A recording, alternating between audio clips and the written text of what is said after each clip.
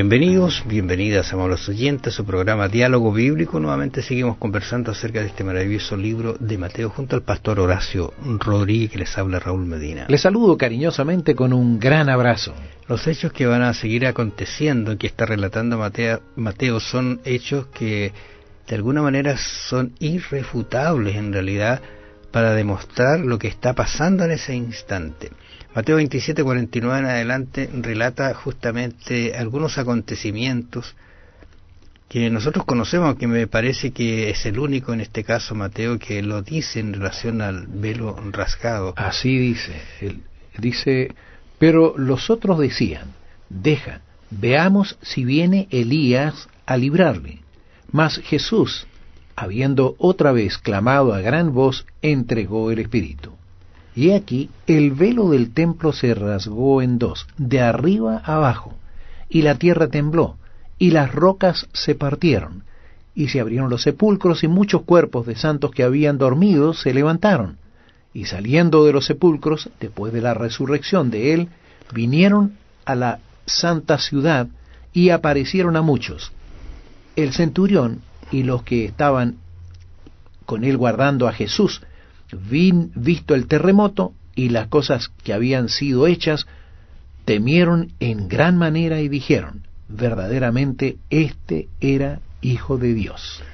Te fijas tú que aquí hay una reafirmación de Mateo de varios antecedentes que nos da en relación a la reacción de las personas. Cosas extraordinarias que acontecieron. Claro, mira este hombre que estaba allí ajusticiando a Jesús, un hombre rudo, un hombre de muchas batallas quizá, y reconoce que este era el Hijo de Dios. Ahora, el resto de los sacerdotes, digo, ¿por qué no lo entendieron? Este hecho de aquí, de rasgarse el velo, ¿qué permitió?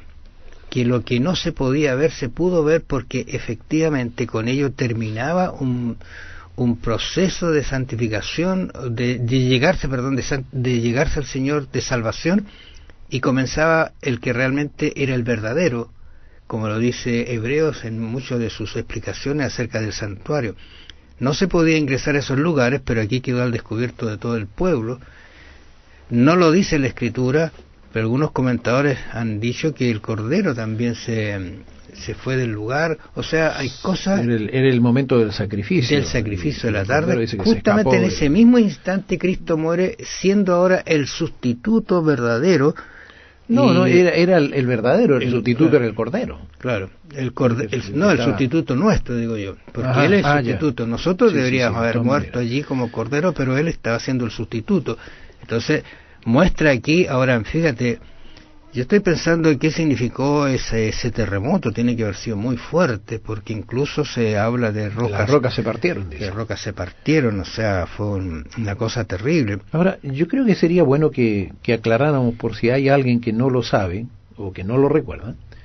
El velo del templo era una cortina. Nosotros cuando hablamos de velo, siempre pensamos, por ejemplo, en el velo de la novia, algo muy transparente. Bueno, el velo era una cortina gruesa que separaba el lugar santo del lugar santísimo, donde se encontraba el arca del pacto. Entonces, este velo no permitía, o esta cortina, no permitía ver el lugar santo, donde se manifestaba la presencia misma de nuestro Dios.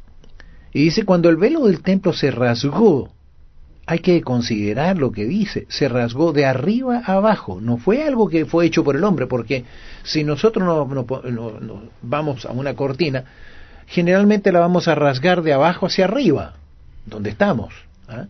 Pero este velo se rasgó de arriba a abajo. ¿Por qué?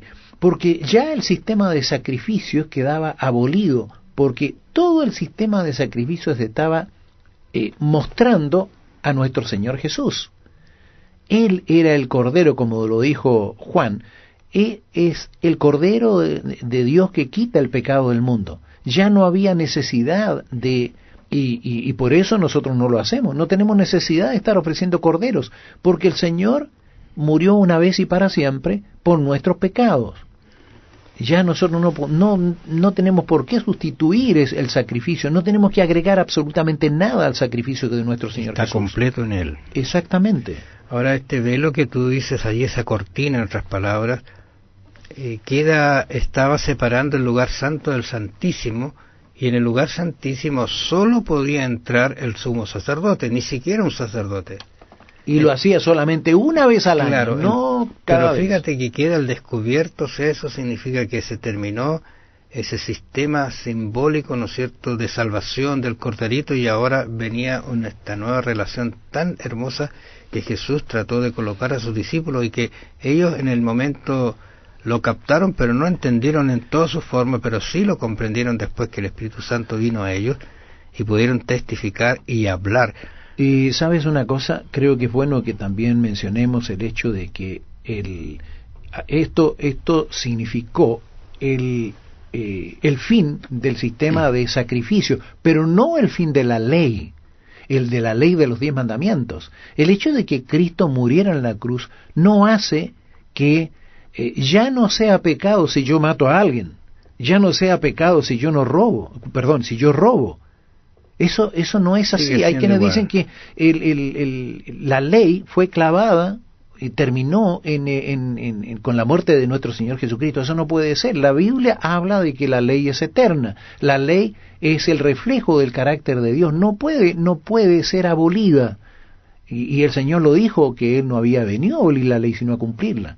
Entonces tenemos que tener bien claro, lo que terminó fue el sistema de sacrificio, pero nunca la ley que fuese abolida en la cruz.